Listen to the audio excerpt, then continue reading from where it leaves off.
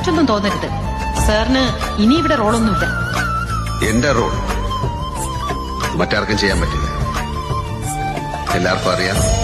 വൈകിട്ട് എന്താ പരിപാടി? വൈകിട്ടല്ല കേട്ടോ, രാവിലെ പരിപാടി. രാവണപ്രഭു കാണാനങ്ങ് ഇറങ്ങിയേക്കോ. ഇങ്ങനെ സിനിമ തിയേറ്ററിൽ വന്നിട്ട് കണ്ടില്ലെന്ന് പറഞ്ഞാൽ മോശമല്ലേ മോനെ? എനിക്ക് 4 വയസ്സുള്ളപ്പോൾ കേട്ടോ രാവണപ്രഭു ഇറങ്ങുന്നത്. അന്ന് ഞാൻ തിയേറ്ററിൽ കണ്ടായിട്ട് ഓർമ്മയൊന്നുമില്ല. ഈ നമ്മൾ CD ഒക്കെ ഇട്ട് നമ്മൾ TV കാണൂല, അന്നേരം കണ്ടൊരു ഓർമ്മയാണ്. അപ്പോൾ തിയേറ്ററിൽ വരുമ്പോൾ ഒന്ന് കാണണ്ടേ, 24 വർഷമായിട്ടോ. അപ്പോൾ ഒന്ന് കണ്ടേക്കാമെന്ന് വെച്ചു. അടിപൊളിയായിരുന്നു. തിയേറ്ററിൽ അത്യാവശ്യം ആളുണ്ടായിരുന്നു.